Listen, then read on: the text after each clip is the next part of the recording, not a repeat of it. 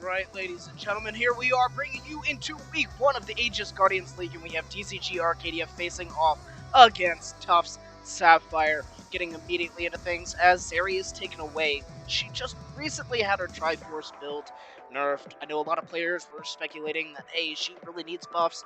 Once they figured out the right item set to build on her, she actually turned into quite the menace. So apparently those nerfs were not enough in Trajan's eyes, as we will be seeing that one taken away. Shen hitting the ban board next, which we know is going to be one of the most played for the top lane of DZG Arcadia. So things kind of going along as we expect here now. You know, with this team, I've not seen this team play in a while. I've seen a couple of their practices, and I've never seen Tufts Sapphire at all. So really, it's going to be interesting to see as not only this series develop, but how both teams across the gamut of this league will get their own little trap niches, and we'll be able to really to pick that apart and bring it to you in the cast. River going away next, so DZG Arcadia really want to get a favorable matchup there in the top lane if Chisa's not going to be on that Shen. So waiting to see what a couple more of these picks are going to be. But definitely one thing that I do expect to see is going to be draft priority from someone on Jinx. That champion is still absolutely strong in the bot lane. Haven't seen really any changes come in for her. But, you know, seeing some of the other champions prioritized in the nerf pool, like Corki, LeBlanc, Caitlyn, and Akshan, I really expected to see Jinx in there, but I think it's something Riot wants to leave in there a little bit. Maybe because of Arcane, maybe not. So, not entirely sure what their thought process is there. So, Jinx actually going away from DZG Arcadia, taking that pick away. So, they must have something else on their minds. If they're taking away the Jinx, their blue side, they have something else they want to prioritize here, and I'm super excited to see what it's going to be. Diana going away, and the Echo being the B1 for the side of DZG Arcadia. So, going through the OP.GGs, I do see that both the the jungler and the mid lane for Tufts Sapphire seem to be OTPs on that Echo pick. So taking that away was a fantastic move there by Trajan. So excited to see that. Akali being hovered now, so we'll see if we actually get a lock-in on that or not. It's always a fun champion to watch. Granted, I would love to see, you know, it at a higher elo being played, but I've been surprised by a whole bunch of players in lower silver and gold play that champion with a lot of success. So definitely a fun champion to see hit the Rift. And yeah, right now I have no idea where that Echo is going. It could go jungle, it could go mid, it could go top. So definitely a lot of options here for the side of DZG to flex that champion around. Rakan coming in, so not showing incredibly much, and boom, instantly, Trey knows what he wants. He goes with the Senna TK, and you have to imagine that Senna's going bot lane. However, I have no idea where that TK is going. Once again, another champion that has been highly flexed around. Could be either going into the top lane, which we've seen more common, or it could be also going into the bot lane as well. So options there, once again, from the side of DZG, if they want to flex things around, or it could be exactly what you'd expect. TK being obviously a little bit more the wild card with the recent meta, and Vayne coming out here for the side of Tufts Sapphire. So imagine that's going to be an 80 carry, but once again, we've seen a lot of Vaynes in the top lane, especially dealing with the tankiness of a TK. So could be Vayne top, could be Vayne 80 carry. Once again, flexes all abound here, and we might not even know where things are going until we hit the actual draft phase in the client. Even then, we still might have to wait for that last 20 seconds. Next round of bans coming in. Tufts Sapphire letting the time tick, but it's going to be a Diego getting locked in here. Or, I'm sorry, locked in for the ban here for the side of Tufts Sapphire, so not wanting to see that. That champion is still strong, being able to reset with his ultimate and do a lot of shenanigans there. Renekton coming in for the side of DZG, taking that away once again, trying to get Chisa that favorable matchup there in the top lane. And Renekton, he's just such an early lane bully that, you know, can really swing the tide of things. So for sure, taking away important things, and a lot of top focus. That's what 1, 2, 3, 4 bans coming in for the top lane here. As Jax joins the list of champions that shall not be played, coming in with a final Zac. So DZG must not think that the Vayne is top. They must not think that Akali is top if they're banning that Renekton away. So let's see if their predictions were accurate as we are getting here into the red 4 pick for the side of Tufts Sapphire. Definitely interested to see what that's going to be. as we're getting into the finality of these picks. So 3 seconds left. What we're gonna have, man, they love letting this clock tick down. It's gonna be a chase. Fantastic. So once again, I have no idea what's going on, but I imagine that is going to be slotting that Vayne down into the bot lane position. Akali or Chase could both be top mid. I have no idea as of right now where either of those is going. Can only speculate, but without seeing the side of DZG and what they want to put where, it's going to be kind of hard to tell. And also not entirely looking at the enemy teams, OP.GGs as well. Mordekaiser coming in here for the top lane. So that means probably Echo is going into mid, maybe jungle. Not entirely sure on that just yet either, but Mordekaiser, very strong pick, the access to the Death Realm, such a great denial tool, such a great one-on-one tool, almost makes the champion ungankable in certain situations if the top lane matchup is not going favorably for the other team. So 5 seconds left on the last pick to hopefully solidify where some things are going, and that's going to be a Poppy.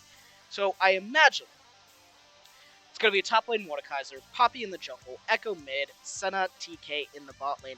And I'm not sure if fasting Senna is going to be the route that DZG opt to go for, or if they're going to go for, the farming Senna, always an option here. I typically think getting the soul stacks and the range stack for Senna is the optimal way, but hey, I really don't know. I'm just boosted over here. So, Rammus coming in. So once again, we're still not entirely sure who we're getting where, just due to the fact that Jace and Akali are pretty unambiguous on whether they want to go into the top lane, whether they want to go into the mid lane for either champion. And honestly, I don't even know where I'd want to put either of them. Akali is great in 1v1 dueling situations, but Mordekaiser is an absolute tank beast. So I guess it's going to kind of be a matter of whether they want to force itemization, or it could also just be on who they want, what player to play what. Because honestly, I think that's going to be the ultimate factor there for both teams. So we'll kind of see how things blow out here as we're getting ready to head into the actual in-client draft situation. We'll leave this up and then hopefully see some of the speculation fall into place. But ladies and gentlemen in the chat, if you have any idea, want to take some quick bets on where things are going, I'm always down for your input as well. Especially since it's just me, Jace on the cast, and I don't even have the dogs in here. They left me too, so just kind of chilling. Production is ready, so I'll go ahead and let them know in the chat. But yeah, it's exciting. I wish I could have been around yesterday to cast the Olympus game, which they had a fantastic banger of a series. Ironically enough, yes, Neems, that was for you. Banger of a series yesterday going 2-0, and I wish I was here to cast that. It's always good to see DZG do well. So, good times all around as we are now heading into this client. Hopefully we get some rapid fire pick bans here in this. They know what they should be playing. And I'm really curious to see what everybody else is going to be playing. So, but kind of looking at it overall here, I like the DZG draft a little bit more. There's so many things that the Poppy is able to deny here. I think Poppy is even able to deny the new Rammus ultimate. I'm not entirely sure. But Chase's to the skies, I believe his melee form is Vayne's Tumble, Rakan's everything that he wants to do, and I even think the Shuriken flip. I'm not entirely sure about Akali's uses of the R's, either one, for the Poppy's debut. However, definitely a lot of denial and a lot of the movement they want to be able to do. They're able to protect the Senna a lot with the TK, so the Jace and the Akali might have a hard time getting onto that champion. Echo's assassination targets, if he's able to pop the Vayne, that's going to be absolutely huge. Absolutely huge. And then Mordekaiser denying pretty much whoever he wants. Realistically, if he's able to, taking up a Rammus or, a Fed assassin would be fantastic. Jace is kind of a pseudo-assassin in my opinion, but it does look like it's going to be the Jace in the top lane, and Akali in the mid lane. So that Mordekaiser-Jace matchup is going to be extremely volatile. I really want to keep my eyes on that matchup, and I think it's whoever can get a significant lead early will definitely have the momentum. Now Jace, I think, will still fall off. Mordekaiser will still be able to do Mordekaiser things late, but this team, if it's able to start popping off, or if it's able to hold the water back, so to speak, before the Vayne, and give time for the Vayne to really come online, then it's going to be a really hard time for DZG to pull through. However, they do have the range advantage, the scaling advantage to Senna, so I definitely don't think it's either team's going to suffer too hard in the scaling game. I think that the early game goes a little bit more in favor of the side of Tufts Sapphire, just because Jace's early game is pretty strong. Ramus is absolutely annoying. Ramus also has a little bit more ease of access, especially if he goes to Predator, than a Poppy does. She has to have the angles with the tackle. Um, so yeah, nothing too crazy once all the pieces fell into place. Mordecai's top, there's Jace top, like I've already talked about. Um, Jace really has the advantage early, and if he's able to snowball that, fantastic. Poppy Ramus, I feel, do a lot of the same thing with the engage options, the tanky frontline options. However, Ramus taunt's absolutely massive. Poppy maneuverability denial is fantastic. Echo into Akali, that's going to be another fun one to watch. Whichever one's able to snowball and really pop off is going to be fantastic to see. And then we have the scaling threats in the bot lane, where and then in the support position, you really have the tanky save the 80 carry style of Mags in this Tom Kench, versus the engage, looking for the big stylish plays of the Rakan here from Arcadia. So, but with that being said, ladies and gentlemen, I would love to see a DZG win, but go ahead and get your predictions in the chat as soon as the game gets started. We'll go ahead and bring you the game in just a little bit as we head into our spectate delay break. Catch you back here in 3 minutes.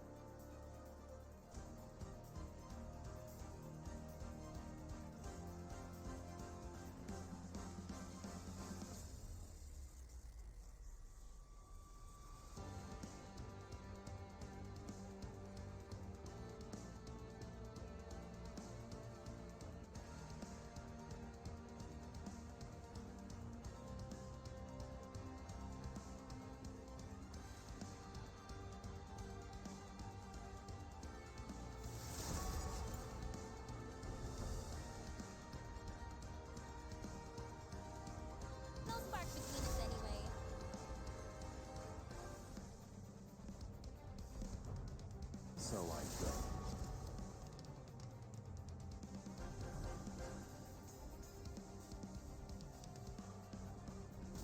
Learn.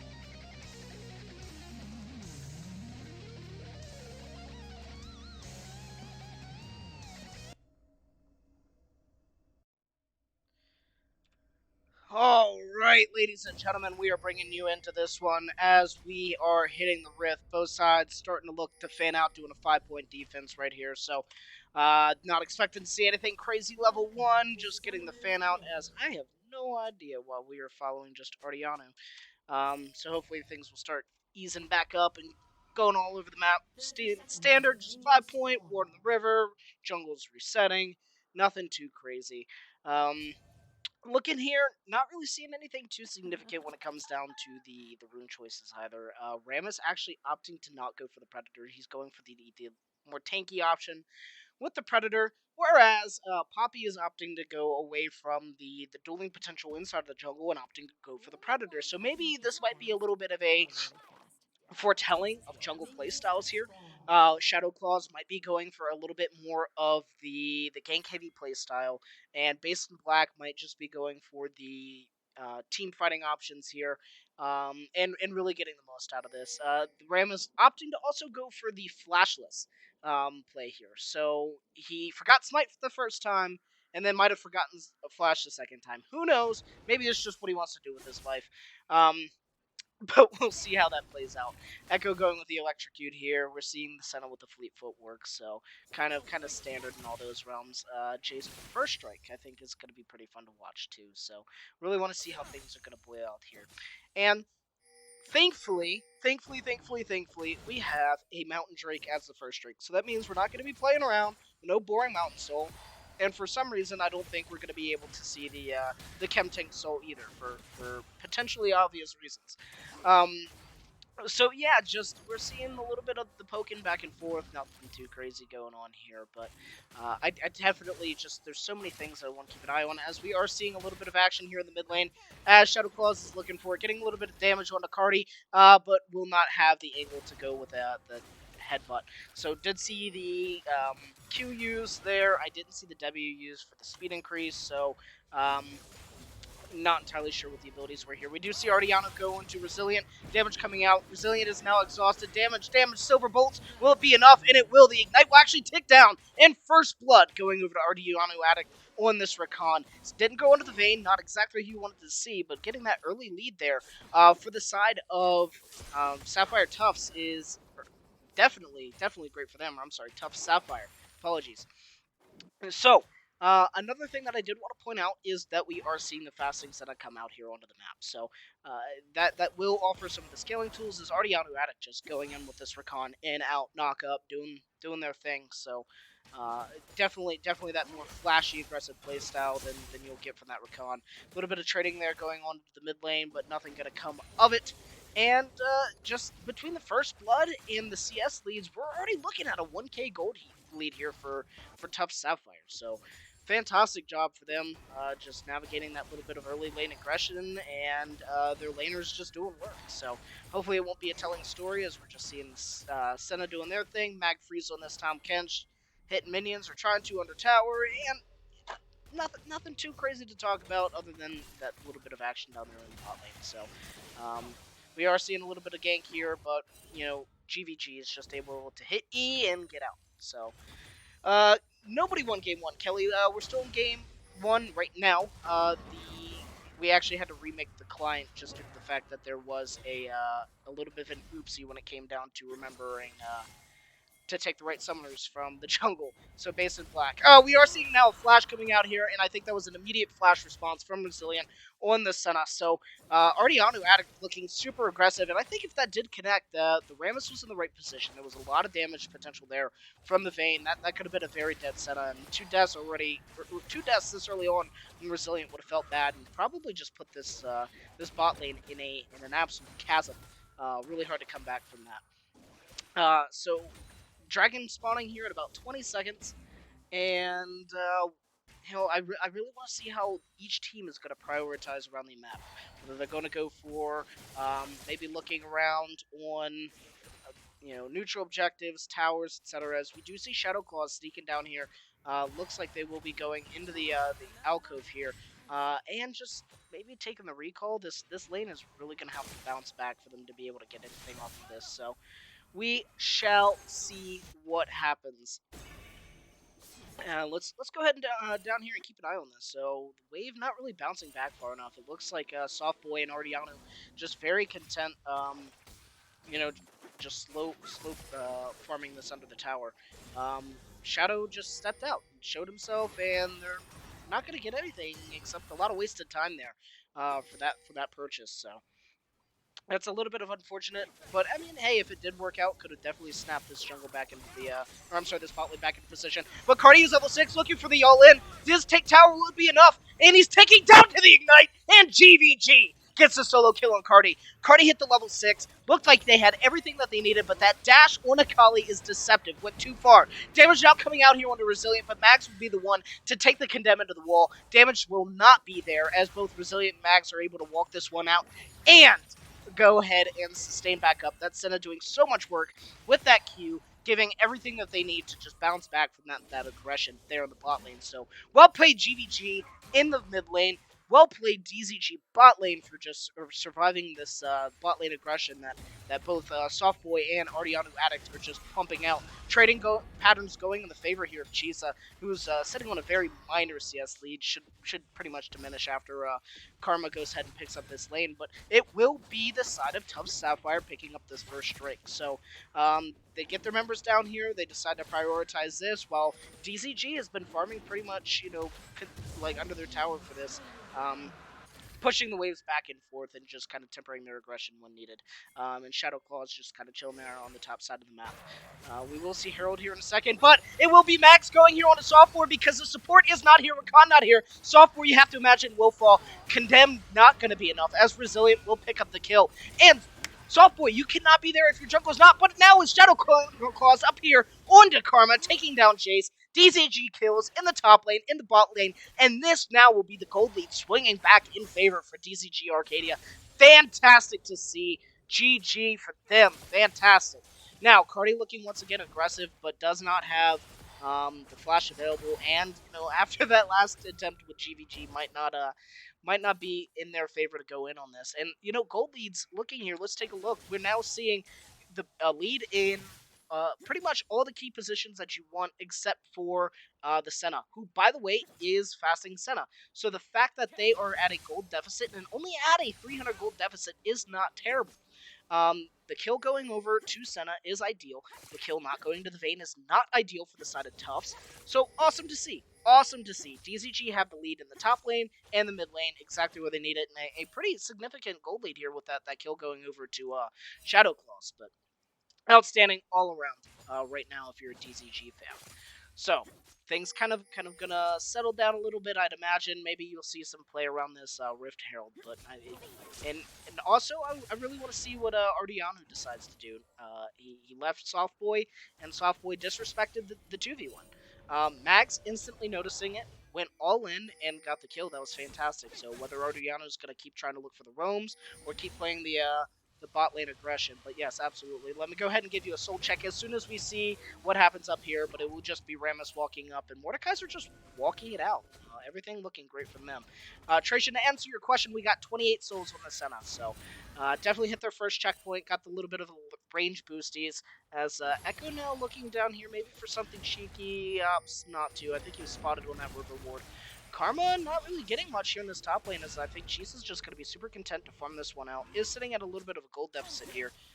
I'm sorry, not a gold deficit, a farm deficit. But, GVG does get the stun, but the Shroud coming out just in time to prevent further aggression there. That was well played for Cardi, utilizing that spell to the best of their ability. Shadow Claw is looking down here once again. Max is going to go in. Does not get the knockup, but Softboy is exhausted. Slowed, and will it be enough? As Shadow Claws goes in, gets the double knockup on the hammer. Softboy's still going to be the target. Will be attacked with the Senna W. Tick, tick, boom! As Resilient gets another kill on a Softboy. The Senna setting 2-1.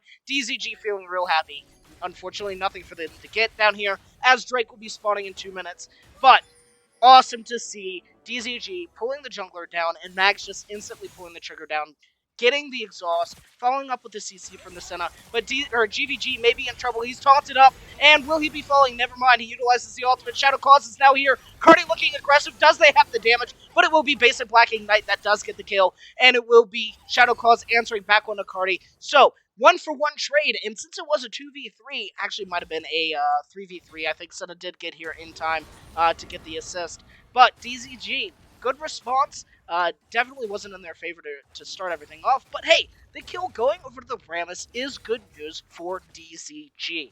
Fantastic for them if you are a DZG fan, which I'm being a little biased tonight. I want to see my boys take home this victory, and girl, yes, Max. So, with that being said, we still have Herald on the map in another minute for this Drake, and I really want to see once again what team is going to start prioritizing. Maybe we have a little bit of shift now. The bot lane's doing a little bit better, but Softboy, you can't do this. Your support's not here. Resilience on top, damage going out, and Resilient is on a killing spree. Fantastic once again. Max identifying that Ardianu Addict is not here, instantly goes in and punishing it so heavily. Softboy, your support, not there. Step back. You're looking like Double Lift Season 5 all over again.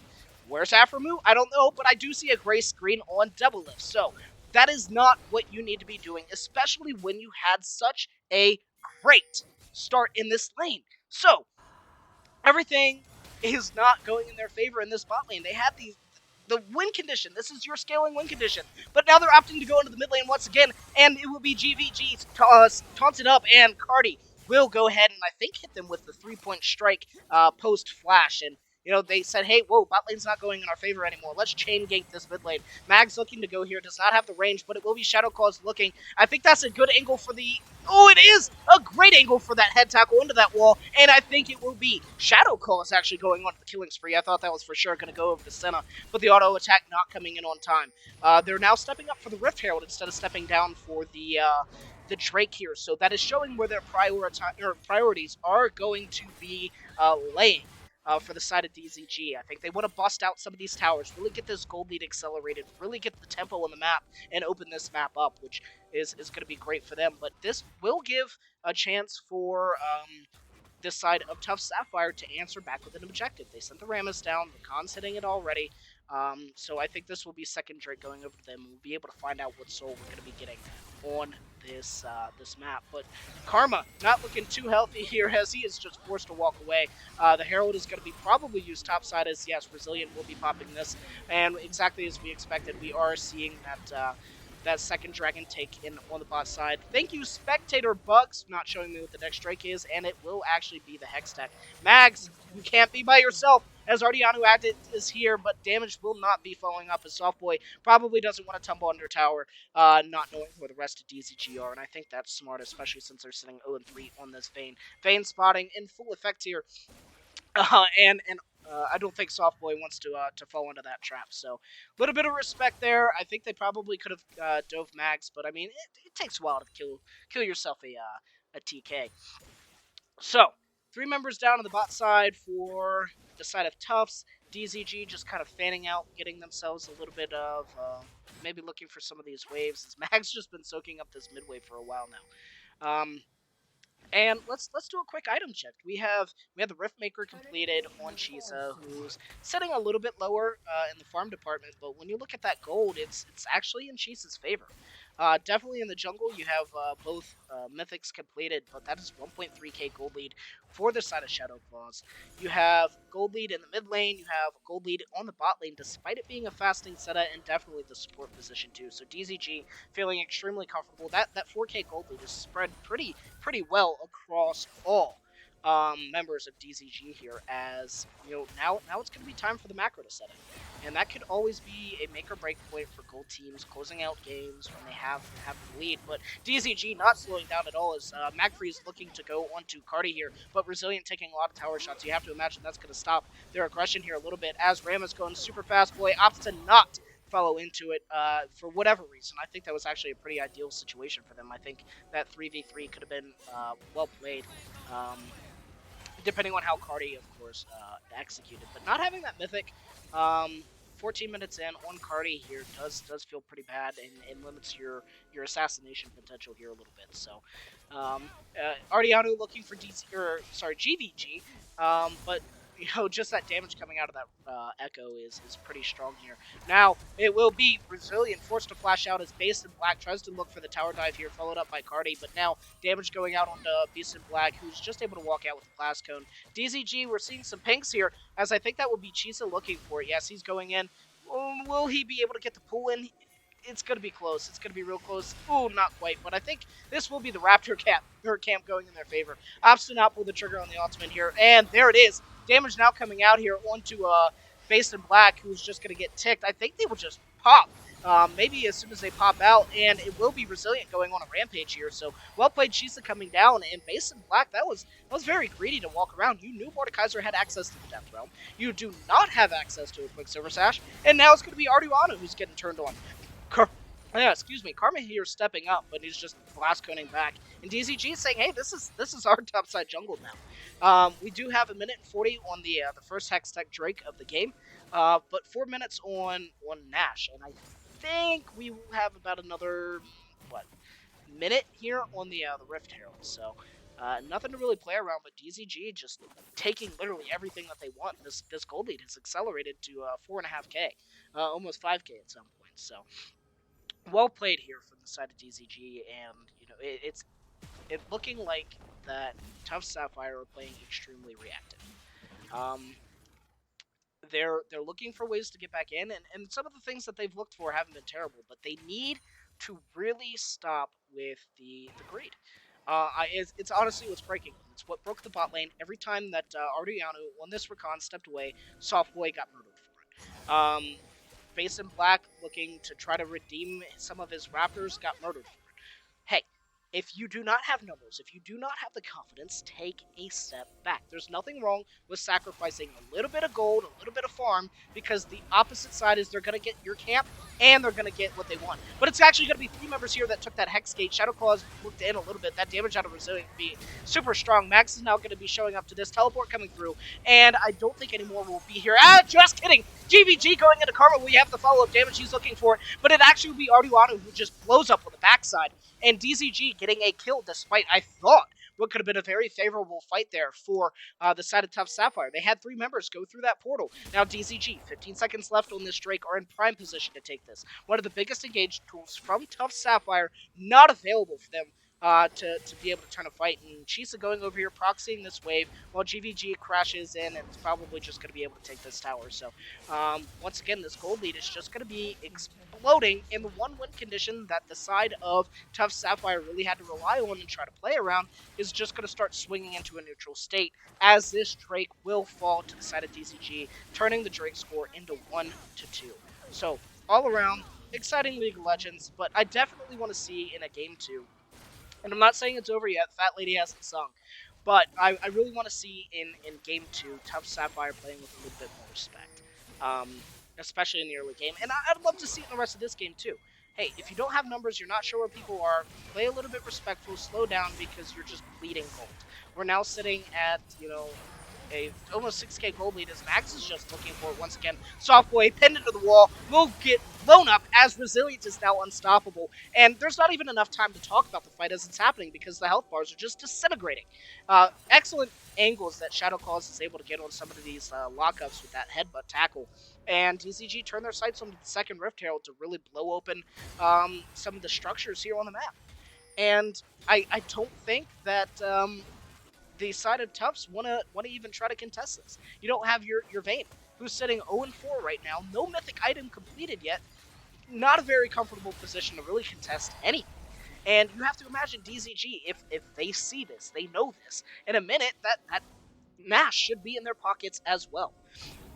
So, they're looking for anything here, and Base in Black going down, taking Scuttle, taking a Control Ward. Like, that is the extent of the excitement for the side of Tufts and what they're able to get. They need to slow down this game. They need to try to funnel all the resources they can into either Cardi or into Softboy and hope that they can make a comeback, because that is like the only win condition that they have to win any of these team fights. Echo should blow up almost anybody that he chooses, with the exception of maybe a Rammus. Chisa should be able to just gradually melt a Rammus because he's sitting on the Riftmaker. I don't know what that second item is going to be. Maybe he's looking to go, maybe looking for the Rallies, I think is still what that builds into. So, but but I mean, Mordekaiser's health percentage shred that they get on the passive is insane. So it looks like DZG are just gonna look to abuse Karma here in the top lane. Maybe even look to drop the Herald and just crack the base open completely. Yep, there's the Herald popped right now. I don't think you should use it for this tower. If you're able to get in here and get the shots in, that'll be fantastic. But Ardiano's gonna get rooted up, and DZG, yeah, just kind of let the Herald do its thing. Not really sending up everybody that he need to get the second crash. I definitely think that this Herald was very underutilized from the side of DZG. Which is a breath of software for Tufts, but maybe not, as Base and Black is going to go ahead and into the Death Realm and will get the mace dropped on their head. One mace to the face will spell their doom. Karma now being selected, and Arduano doing everything that they can. Shisa popping a huge shield there to survive some of that damage coming in for the tower, but DZG going up for that Death Rush, and it was not looking there. Flash coming forward, Soft Boy goes down. Chisa, what a killing spree. Damage now coming out to Ardiano Attic, just kidding. It will be Karma who falls. Ardiano will be the last one standing here in this team fight as DZG Chisa goes ahead, picks up a quick triple kill. Damage now onto this tower. You have to imagine that this will be top lane inhib falling. Cardi started the channel recall, said, yep, you know what, we'll just let it fall. And I'm not going to go up there to stop 4 members. And maybe decides to go against it as try to channel another recall there as well. Sorry, Trey, you will get yourself another soul check as we are sitting 71 there for Resilient on the Senna. 5-1, 71 souls, and DZG. I have to imagine they just walk back and take Nash. Maybe take a quick reset, spend some of the gold that they have in their pockets, because Chisa's sitting at 2,500. Now, maybe if you're Senna, you're like, I can't get anything, and Echo certainly can. So, they are opting for the reset here. May come back, just grab this Nash and just blast into the base. So, DZG feeling very comfortable with a 10,000 gold lead in this game. 14-3. Drake score 1-2. If you're Tufts, you're looking at game 2. What are you changing here? And I think I've said it time and time again. It's going to be the patience and the respect. Know when you're strong, know when you're safe to step up. But it's, Base and Black is just going to walk up here and try to get something. Just kidding. Every member of DZG is here, and Base and Black goes, you know what, this was a terrible life choice. Goes ahead and pops over the wall as DZG just says, dude, try it. We dare you. We're not scared. We're seeing some pings come out here onto the Nash as the members will start to rotate up here. Senna just walking up forward with not a care in the world. DZG Chisa, yeah, he can probably 3v1 at this point, even without Death Realm. But, Cardi's willing to test that theory, goes in and pops the Shroud immediately and says, hey, that might not be a great idea. DZG, are they opting for a Death Rush here? No, they're just straight up starting the objective, which I think is the play here.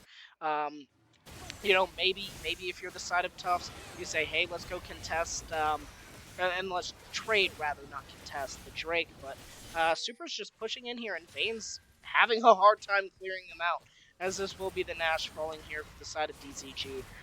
And then I imagine they just walk it down bot lane, split the map out, maybe a 4-1, or I'm sorry, a 1-4 strategy. Put Chisa in the mid lane, which he's already heading there now. Everybody else in the bot lane, just shove it out, and end the game. If this game goes more than 5 minutes longer, I think that Trajan needs to have a talk with his team when it comes to closing out games. But with that being said, I don't even think you can test this Drake at this point. But they are. They're looking for the kills, and if they get the kills, they win the game. Karma now being selected, forced to flash over the wall. We're seeing MacFreeze enter the topside jungle. DZG looking for it here, but will not get it. Just kidding. They see Base in Black. That is a good tackle angle. He's stunned up. He will start taking some of the damage here. Tries to jump out, but it will not be enough, as GBG will go ahead and get that kill on Base in Black. DZG bringing up the waves now. They have the super minions available, and I think they're just going to barrel down with 5 members strong here into this bot lane and just break this base. Maybe not. Yes, okay, they are going to go for it. They should send one person to the mid lane. Yes, Chisa is absolutely who you should send, just to create that pressure. You still don't want to take a suboptimal fight. 1 or 2 lucky picks could really mess with the momentum of the push. I wouldn't say not necessarily the game. MacFreeze looking hyper aggressive here. DZG now might be in a little bit of an awkward spot, as I think that's a whole bunch of flashes going out here. Shadow Claw sitting a little low. DZG health bar is not looking ideal, as that was a great temporary stop on this aggressive push. DZG, just slow roll this push a little bit. You don't have to look for a tower dive. You have you have the cannon minions mashed up. You just let them do their thing. Let Chisa go ahead and establish a little bit of that push in the mid lane, and boom, you get all the towers that you want for free. Nobody can stop Chisa. You stun 3 people, he takes one of them to Death Realm, gets the stats, kills everybody else. Like, you're fine. Slow roll. Now it's DZG that needs to start looking at the patience here. But another soul check, just because I don't want Trey asking for it again. We're sitting at 82, so Senna has hit their next threshold on the soul check. That range is going to be absolutely insane. Shit, at some point, Senna's just going to be able to freaking auto-attack the towers from the cannon minion range. So, patience. Patience, patience, patience. Set the waves up like you want. But I think now will be a bad time. No patience here as Cardi will just fall to the mace to the face. DZG Chisa is dominating 6-0 on this Mordekaiser.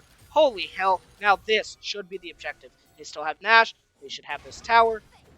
And it will be GVG split pushing in the bot lane. And once again, I think you still need to send 2 to 3 members to answer him as well. He's sitting not the most scary KDA on the line, but you're sitting on a Lich Bane and the Protobell. Like, that's not somebody you want to fight, especially when I don't think a single member outside... Okay, no, I stand corrected.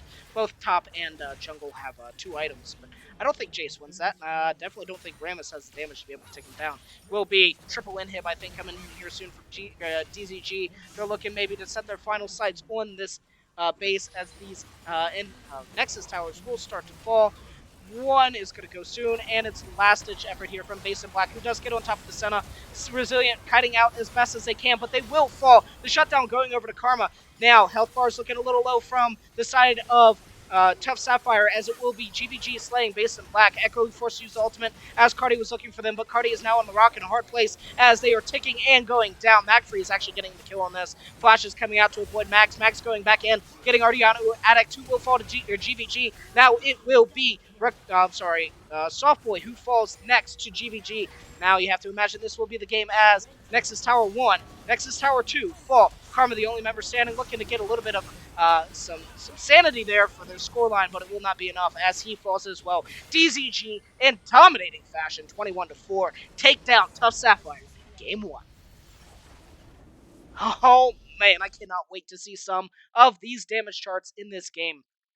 And DZG just across the board, every member showing up here and just creating that difference that they needed to bring home a just complete and total victory on their side. So I love to see it. I truly do.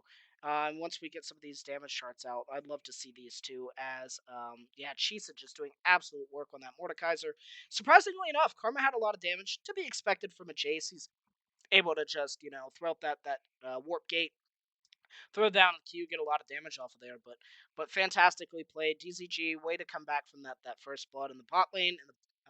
So overall, awesome. Awesome to see here. Few things that could be cleaned up, but hey, it's week 1. We identify these now, we get them cleaned up later, and hey, it's game 1 of the series. So, Trey, go ahead and go in there, tell them what you need to do, and ladies and gentlemen, we will be bringing you game 2 very shortly.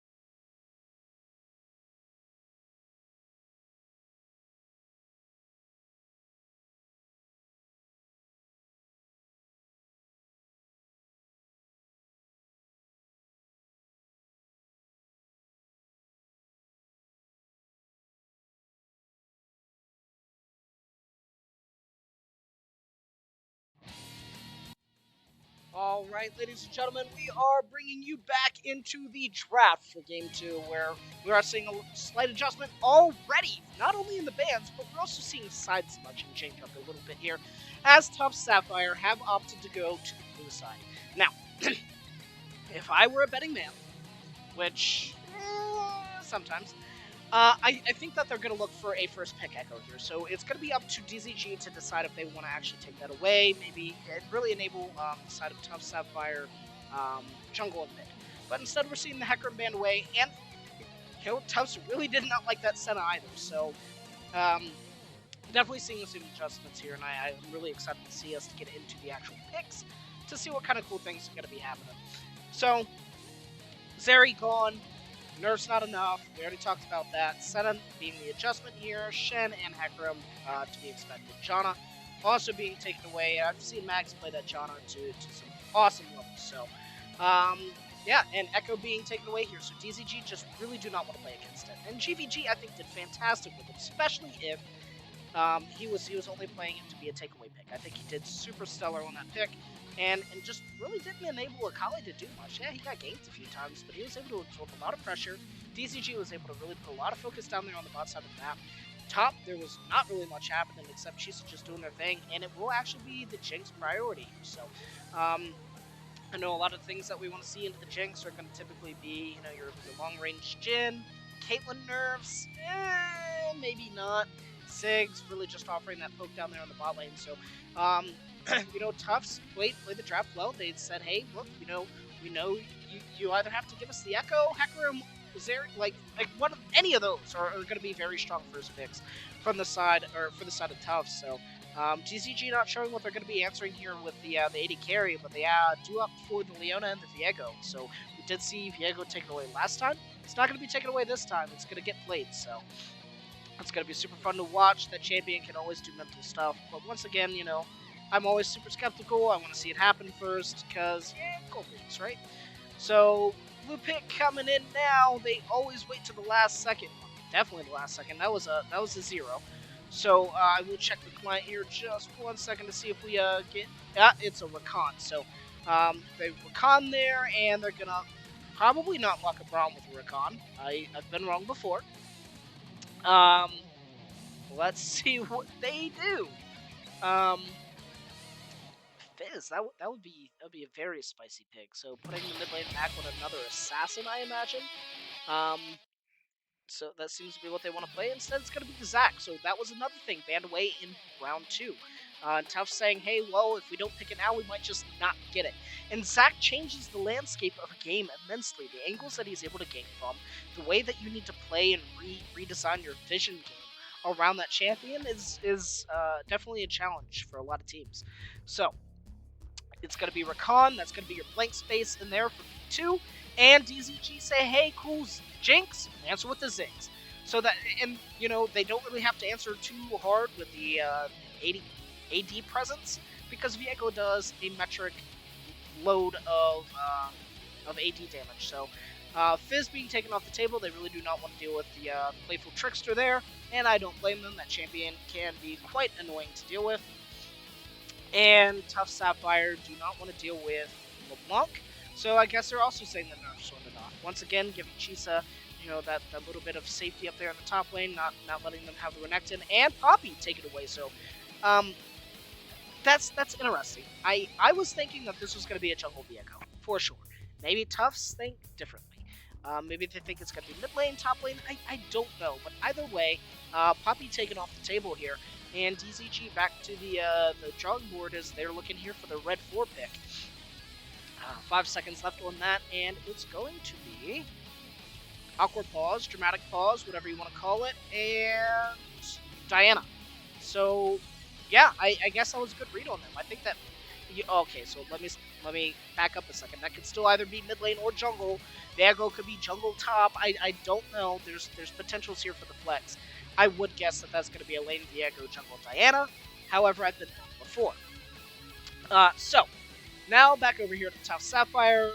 There's a question mark here, right? Like, who's going where? This could be a triple flex.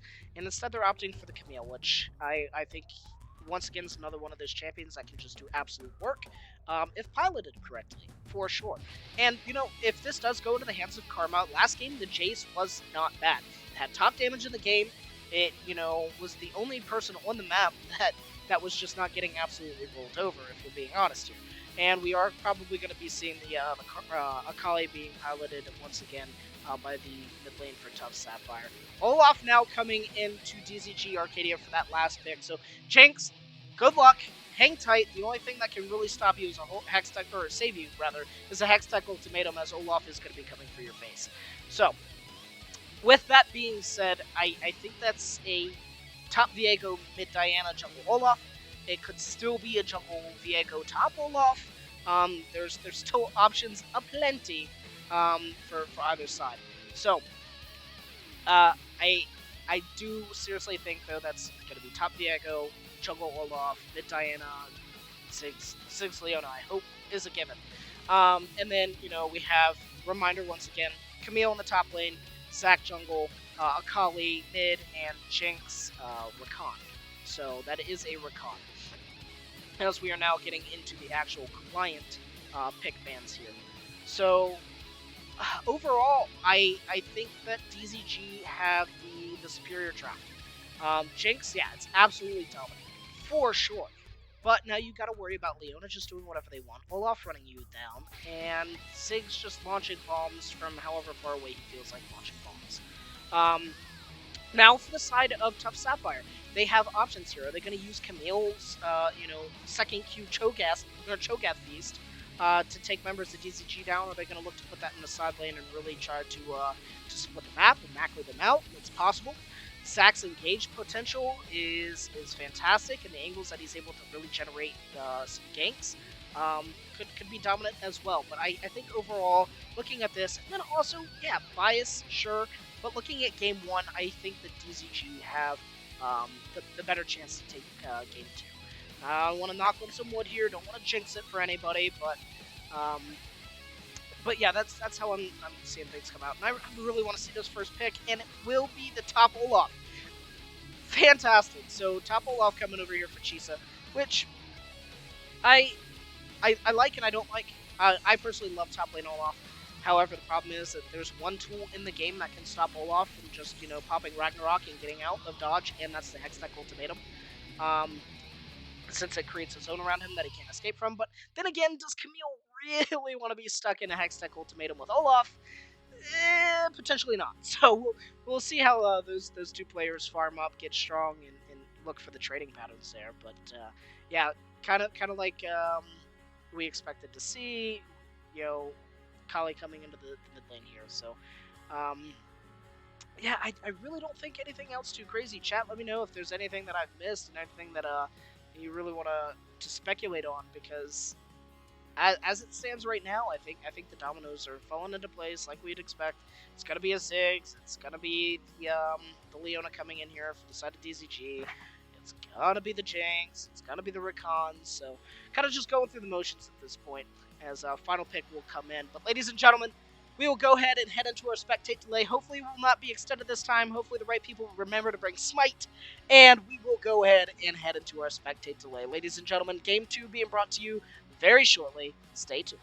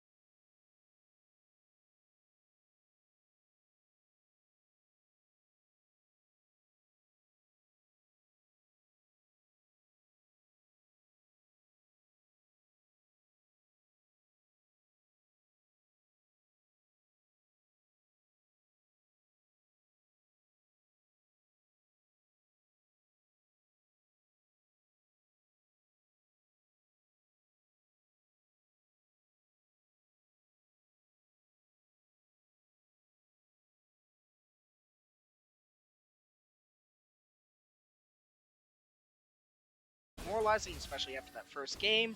And then it's gonna put Ziggs in an awesome spot to really oppress this lane. And Shisa just looking so aggressively here, will not be able to follow that up. But now needs to be careful. If Camille has the W ready and has an auto attack, then that could be a dead Olaf. But that trade going out very well. Now Arduano look to play a little bit on the back foot, bombs connecting, and Chisa just doing their thing, healing up. I think with the W available for the Olaf, corrupting potion, and Camille not sitting too happy in this top lane. With those trades just going very well. Question mark ping because Shadow Claws did show themselves, popping that pseudo shroud. I'm not sure what the actual ability name is for the Viego there, but Chisa once again connecting one axe. It's with the E, throws the damage out, but ooh, that's gonna be very low. Chisa, you need to be careful. Camille gets that hook shot, you're gonna be in trouble. Camille's second Q does a lot of damage. I know your E hurts, but so do they. Shadow Claws now looking here on Arcadia. Shroud pop from Cardi, and it will not be anything coming out here in this mid lane gank attempt. And Viego looking up maybe for the scuttle, maybe opt to go for his red, whatever the case may be. But yeah, now GVG looking to play aggressively on this Diana. Cardi going back in gets a pretty good trade there, and Potion's ticking now in the mid lane for Diana here. So just a little bit of an excitement. Everything just kind of just not being exactly a full blown kill, but just kind of hanging around on the edge here. As yeah, the gold's pretty much just the difference of that first blood. Now, based in black here, not spotted on a ward, might have the option to look for something, channeling the recall, but you have to imagine he's going to go for the elastic slingshot here, as it will be MacFreeze coming up here, looking on Cardi. Based in black just walks in, starts channeling the elastic slingshot, goes not connecting on Mags. Resilient now here, you do not win this. If you're the side of Tufts, Sapphire stun coming out. Ooh, not a great satchel charge, but I think this will be enough to at least pop the passive, maybe a little bit more, as Base in Black will go in. That is not where you wanted to channel that teleport. You do not actually connect to your karma. Misplaying that a little bit. Wasted teleport, and it will cost Zach his life. So, Omnic Sage, I questioned it as well, but I think they were aiming for that bloblet. They just misclicked. Unleash Teleport, you can't use it on anything but a tower anymore. So they tried, and it's just, hey, those changes really messed with Karma's mind there, as did not get what they want. And that's something that I didn't actually talk about here in the early game, talking about summoner spells and everything else. Karma's playing with a very questionable summoner spell choice. Going actually for the teleport and the flash instead of the teleport ignite. Typically, Camille often relies on just the hook shot to do what they need to do. But no, I don't think the teleport is able to be channeled on anything. And that is to include Zach Woblets pre-14 minutes. So they had the right idea, just either timing or execution. I think it was more of the timing was definitely the thing there. But Zach falling to that gank, fantastic roam by the side of DZG's bot lane entirely. Both Resilient and Max coming up there and really accelerating the state for them. Now, unfortunately, Max was the one that picked up the kill. It would have been fantastic to see that go to either the Diana or to the Ziggs, but hey, beggars can't be choosers, as Karma's going to look here for a little bit of a trade pattern. That second hit is just absolutely disgusting, as Olaf loses 33% of his health bar, and just a quick little trade there. So, Karma, bad teleport, but good trade patterns here, man. Like, keep it going, as DZG Chisa going in, Viego is now here, Shadow Claw is looking to get the damage out, and a lot of damage going out onto DZG Chisa, but it will actually be Karma that falls. And gold going over here to the Viego for Shadow Claws here. So DZG well played on the top side. Zach came looking on the bot side of the map, but couldn't find anything, as DZG up 3 kills in the first 6 minutes of this game. Sitting at a 1.5k gold lead this early feels damn good if you're the side of DZG. GVG going in, gets the ultimate, damage coming out, but will it be enough? Zach is here. GVG not looking too good, is forced to flash. I didn't think that elastic slingshot would have hit, but the follow-up connects and chains that Zach is able to do, I think would have been enough to really ruin GVG's day. GVG stepping back up, Zach looking once again. Might have the option to go in here. Won't have the damage available from Cardi, and actually opts to just go for the Scuttle Crab. Question mark pings going out as he is spotted on that Vision Ward and starts just rotating back here in this mid lane. So really trying to get Cardi into this game. Unfortunately, they weren't able to do it last game. I think he started up the slingshot, so that might actually have gone on cooldown, and it did, but he's going to be looping again. But GVG walking down, going to go ahead and knock out this control ward. So, whew. that was a lot of time spent here for Zach to try to get something onto GVG, and I think maybe if he pulled the trigger on that last slingshot, he might have been able to get something. But I just think he started the channel and just fizzled out. So I'm not sure if that was intentional or not. We can only speculate. But now DZG in the bot lane, keeping about even, which considering they got the kill, they've had the roams. That's fantastic for them. And Olaf, thanks to the ganks and everything, staying very well even with Karma here. But once again, Zach going back into the mid lane here. Cardi looking to get a little bit of damage, backs up to get the empowered auto attack, but will not have the damage as Zach and Cardi together just don't have the damage without the Kali ult being available there. So spending a lot of time here is now 4 members of DZG are in this mid lane. They're looking for the damage. I don't know why we went back to the top lane, but no, nothing comes of that. Now it's going to be Karma and Chisa fighting up here in the top lane. She's getting a lot of damage right from our pocket, and DZG Chisa will take down Karma, and that is a solo kill. Chisa, as you requested, man, you are insane. Have fun with that one, and we'll check you back into the sanitarium later. DZG coming down here onto this Drake. It will be once again the first Mountain Drake to start off this game. DZG actually picking up this objective, and thankfully we will not be getting the Mountain Soul. So, second Drake's going to be Ocean, so no Ocean Soul as well. Maybe another Hex Tech. We did see a little bit of fun with the Hex Tech gates last game. Unfortunately, if you're a fan of Tufts Sapphire, it wasn't a fun time for you. But we still have the option of the Cloud, or we have the option of Infernal, which I prefer, or Hextech. So DZG immediately sitting Shadow and DZG Chisa up to get this Herald. So DZG just winning across the map when it comes down to these objectives. Neutral objectives, sorry. Really getting everything they want here. 4 kills up on the board. Gold lead's looking very well in their favor.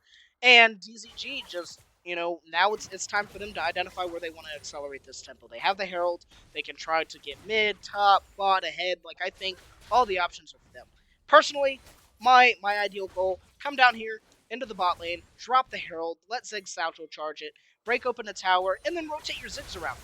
Now, GVG looking for the trade, has ultimate available. He does, but that is going to be a lot of damage coming out here from Cardi, who still has the ultimate available. Opts to not use it under the tower, maybe a little bit of PTSD coming out from the last time they tried it. But GVG definitely not coming up the winner from that attempt there. Now, we're seeing some rotations here onto the bot side of the map, but DZG must have a good read on it. We're seeing some pings coming out. They're backing off and just playing super respectful. And I did get what I wanted. I did get the side of Tufts Sapphire playing a lot more respectful and a lot more considerate about numbers advantages. However, it's just the one-on-ones that they're just not looking to win here. Now, DZG Chisa, once again, coming out. Karma forced to use the long hook shot here, and will actually get away, but DZG Chisa just playing balls to the walls with these acts, not really caring at all, just running Karma down any chance that he can get. And maybe the flash was the right call here.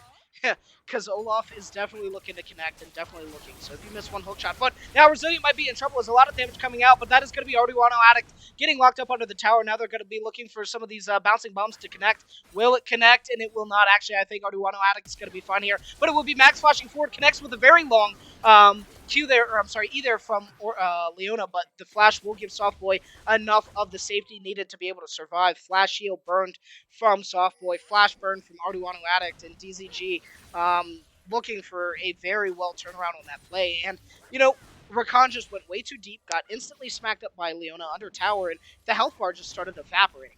It is surprising that nobody died in that whole entire exchange. I thought somebody, at least anybody, was going to fall. It looked very bad for Resilient at first, but DZG doing exactly what I wanted to see here.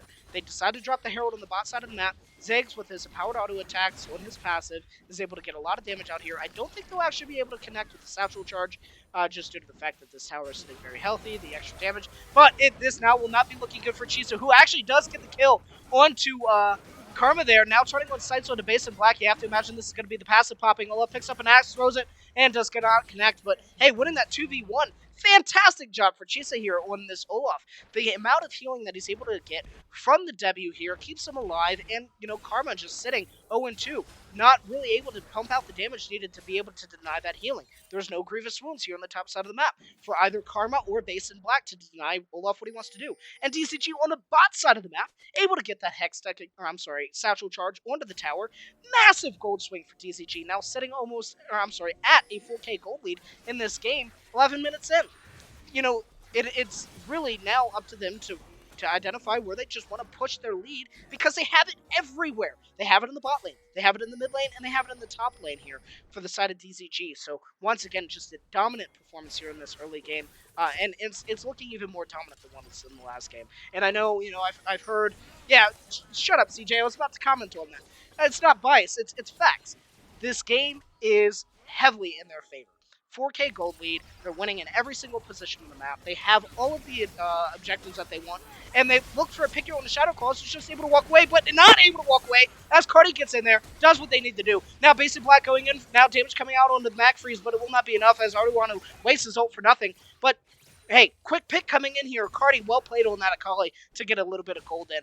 And, Shadow Claws stepped up a little bit too forward and played disrespectfully. He utilized the ultimate to get out, thought he was fine, did not opt to use the flash.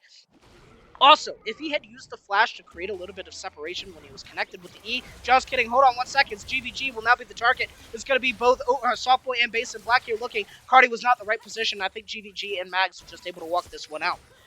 But, cycling back, if he had identified that he was tagged with the E, was a flash under the tower, then it would have been a fantastic opportunity to really get that kill onto Cardi and turn it into 1-for-1. DZG Cheese are just running this down. Zig's sitting here on the top tower, and it's going to be the side of Tough to look and take a Drake in response here. So, well done from them, but I think that gold swing is definitely going to be a lot more advantageous for DZG. And as a second tower falling, pre-14 minutes, that means DZG has 10 plates and first tower, and another tower in both top and bot, and then an additional 2 plates in the mid lane. So that gold that they're getting from these objectives early game is just absolutely fantastic. Objective bounties are going to be coming up here soon, and we'll give Tough Sapphire a chance to come back into this. But, they're going to have to really look for DZG over aggression and DZG over positioning, just like you saw from Shadow Claws on that Viego in the mid lane. If that happens a few more times, maybe they're really able to get one of their threats online and deliver something here. So, with that being said, it's going to be really hard, though, because you still have Olaf, who is just able to run down a threat, has access to the Gore Drinker, who's going to just be an absolute menace to society. In society, your name is Soft Boy. I'm sorry, but you're going to have a really bad time when it comes down to running away from an Olaf, especially since you're going to have to almost dedicate the Hextech Ultimatum to be able to prevent that from happening. And Tough Sapphire, I have 2 words for you in this game. Grievous Wounds. If you do not build them, then Olaf's just going to run through your whole entire team. It's not going to matter if you get picks or not. He's going to be able to 1v5. Unfortunately, that's just how the nature of the game is. So, Grievous Wounds, Tough Sapphire. Hopefully you hear me. Hopefully we get a series. Or maybe not, my voice will be spared. Either way, we're now seeing DZG Cheesa sitting here in the bot lane, pushing this out. And once again, DZG just picking us out of the jungle that they want to completely deny. And yeah, cool, Base and Black is going to be able to get his buffs and stuff. But look at the forward vision that they're pushing. Now, Arduano getting a lot of counter vision. He's able to clear out a lot that DZG placed. But, Cheese is just feeling very comfortable here. Karma farming in the top lane. DZG now setting their sights on the Rift Herald. So, yeah, it's going to be... Really, this Herald, I think, is going to accelerate things a little bit again. But that is all outer towers now destroyed. This is where macro really becomes important. You no longer have the easy or outer towers to take, and it actually will be Mags with a beautiful ultimate onto Cardi, followed up by a beautiful Zenith Blade connecting onto them. But Cardi is just able to, persist in the Shroud a little bit, utilize the E to get out. Mags, that was fantastic look, but, Akali's just a slippery little snake, and you can't always lock him down. Now it's going to be up to the side of Tufts looking here, I think, with the Zac. Elastic Slingshot coming in onto Resilient Mags, but doesn't actually connect, doesn't get the knockup, and there's nobody here to really follow up with this. Softboy was chilling there, but you're a Jinx with no Mythic. What are you going to do? As the Herald is dropped in the bot lane, and this charge will blow up that tower. We're seeing a little bit of fighting here as Mags feeling very tanky, fighting both Based and Softboy here. Damage coming out, but look at those auto attacks on the Mags, not doing much. But the rest of Tuft is here. Shadow Claws has to get out, is running for his dear life, and I think he will be able to get out with the Shroud. Super Mega Death Rocket connects, and that is having him survive by just a little bit of slither of Zac now using the Chilling Smite. So close, so far away. Ignite comes out, and that will be Arduano Addict getting the kill on the Shadow Claws. Shadow Claws, I thought, was going to be able to make, the run. Force Gump coming in and channeling his inner Force Gump there to run Force Run, but it will not be enough as Viego will fall. And that's just, once again, DZG with a little bit of overextension there, but they did get the tower. All it cost was Viego's life. So, With that being said, um, the gold going onto Rakan, was it worth all the effort that you expended in this? I'd have to say no. Getting something back is a moral victory, sure, but DZG, once again, sitting in a very prime position here to take this game. 7K gold lead, and they've got gold on great spots here. Your Ziggs is strong. Your Diana is strong. Your Olaf is an absolute monster. So I'm excited to see what they try to do to come back, but it's looking like the fat lady's warming up or just doing some vocal practices here and it's gonna start singing. But it's still 17 minutes in. Nash should be coming up soon. We've seen that go plenty of time awry. You have Cloud Drake coming up in 50 seconds, so want to see who's gonna start indexing into these Drake objectives since we're sitting at a 1-to-1 for both teams here. So just kind of, oh no, Karma, please tell me you have that hook shot ready. Actually it does, but GVG is still looking for it here. Will he opt to use the ultimate? And it will not, as he's just able to walk that one back. Um, but it will be the side of Tufts who just have complete control over this Drake if they opt for it. But that is one satchel charge away from top tower or top second tower falling. And DZG, if they're able to spot the members of Tuft down there, they can push for more. They actually opt to go onto Karma here, who's able to hookshot out, surprisingly enough, and be able to connect with that, get out. And Mags, once again, looking slippery members and just not able to fully commit. That will be another tower going down to Resilient, who just blowing up everything. These bombs just doing absolute work and living up to his demolition title here. Now, Chisa is sitting in the mid lane, getting a lot of damage onto here. That's going to be within satchel range here soon. One auto attack, there it is. Boom, boom, 2 towers down, 6 collecting everything.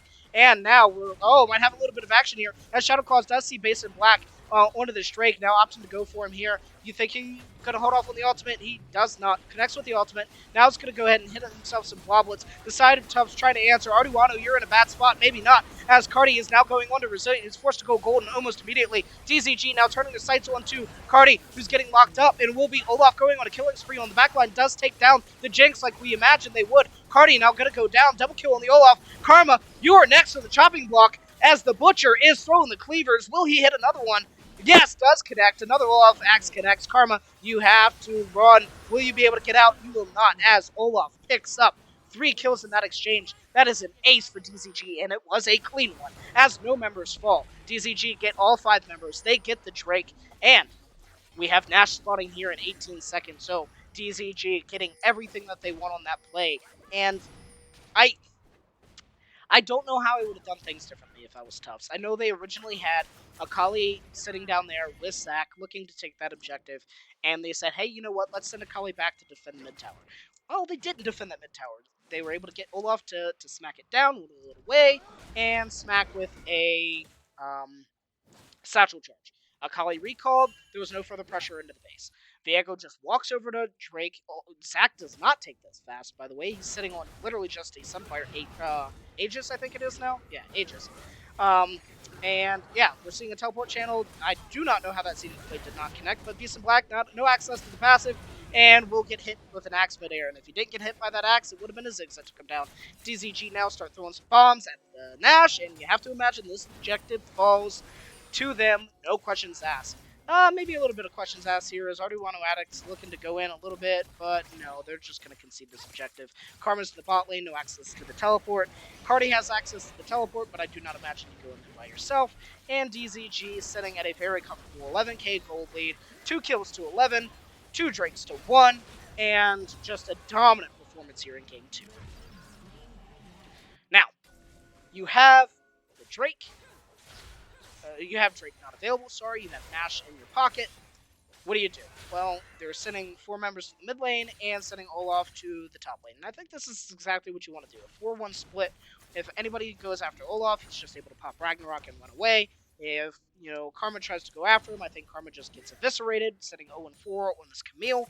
So I think this is how you want to play it. A 4-1 split, get Ziggs into a position to blow up the tower, rotate it around. If you want to go trip in hit, why the hell not? Force Tufts to come into an engage, and I think you just win. I don't see a world where Tuft is able to get the fight that they want. And Beast in Black, once again, getting called out here on this Zac. He's stepped up too far. Your Elastic Slingshot is not going to get you out. As now Shadow Claws is doing his best Zac cosplay. May look for an Elastic Slingshot here, may not choose to over-aggress. and DZG going with a 1-3-1 and 4 members of Tuft left to defend. Have to imagine this is going to be one of the outers falling. This is going to be one of the inhips falling. As DZG Chisa just throwing axes, connecting on Cardi. Will Cardi be able to make it out? He opts to utilize the ultimate and will fall. That was the strongest member left of Tuft alive. Base Tower is going to just start getting eviscerated here as Ziggs does his thing. 2 inhib towers down. You have to imagine 2 inhib towers are going to fall. Base and Black is back up, but without the damage from Cardi, I don't know if the side of Tuft is going to be able to hang on within the next 4 minutes here. Let's see what happens here as the last inhib tower does fall. That is 2 inhibs down. That's going to be 3 inhibs down. Triple inhib at 22 minutes in this game does not feel good. And DZG opting to just back out of the base. Come back, get their new items, because, hey, they're sitting on a load of gold. Sitting on 2k on Chisa, 1700 on Diego, and 1000 on Ziggs. So spin that up, come back here, one final push. Don't go after Drake. Just walk this down mid and blow this Nexus to high hell. You've got Ziggs. You've got the Olaf, strong as all hell. The entire team is strong. This should be done within the next 2 minutes. DZG just barreling down mid lane. Nash buff still available to them for, let's look at that, probably another, 45 seconds at best. So, yeah, they're waiting for their minions. They got double super minions. Maybe send somebody up to pick up another super minion wave, if that's what you want to opt for. And just end it. That's all you gotta do. Just end it. So, walking down, it's like that those old 80s movies, like Grease, where you just see the 5 guys wearing the leather jackets just snapping their fingers. That's what this looks like. Like this looks like the ultimate doom here for the side of Tufts Sapphire. DZG is sending Chisa down to grab this bot wave. Mags kind of grabbing the second wave to follow up, and these Nexus towers are just going to take an absolute beating here as Base and Black opts to go for it. Followed by Arcadia. That is a lot of damage, actually. Resilient going down, GBG being targeted next, and I spoke too soon. Chisa doing everything they can, but maybe there was some grievous wounds in there, but he will get shut down. Mags, the last member at DZG left, and I can't think that they're going to be long for this world, as Cardi is looking to finish this up, maybe giving the gold over to Soft Boy. Mags trying to do everything that they can to run away. Sync, zap, dodged, and wow, that was just fantastic. From both the side of Based and Black, Arduino Addict layering that engage together and just blowing DZG's entire health bars to absolute high hell. Now, they did lose both their Nexus towers for their efforts. Double super minions is going to be really hard for them to answer, but DZG just should respawn, come right back, and hopefully not group up and give them the penultimate engage that just gives them a almost clean ace, with the exception of Mags living with like 2 HP. Fast feet there, Mags, but the rest of DZG, you got too confident.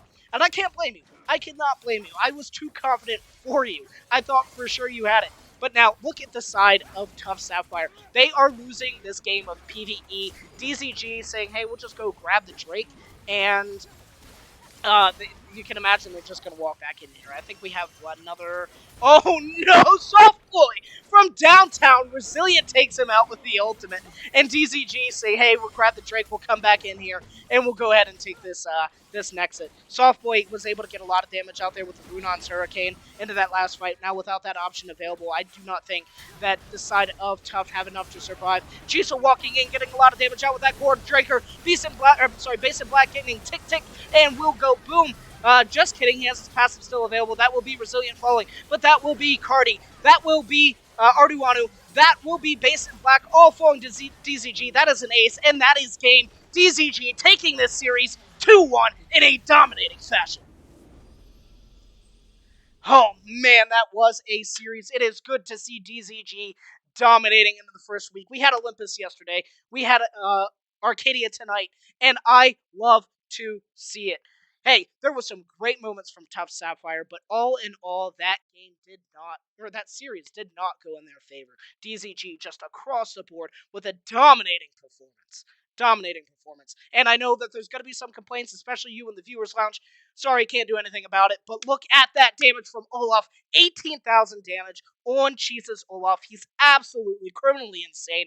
Lock this man up, because the next highest person in the game was actually going to be Cardi with 11k. So that is a 7k damage difference. Olaf was just an absolute monster, and all members of DZG showing up in this series to just steamroll and take a clean 2-0 or 2-0 victory. So, ladies and gentlemen, thank you so much for coming out tonight to catch the cast. Always good to bring you some League of Legends, and it's good to be back with some new DZG action. Ladies and gentlemen, this was the first showing of DZG Arcadia, and it is my pleasure to have them in this organization. So, with that being said, check us out in just a few days, as we will be bringing you more DZG action in the near future. With that being said, I'm Jace, and it was my pleasure to bring you this cast. Peace out.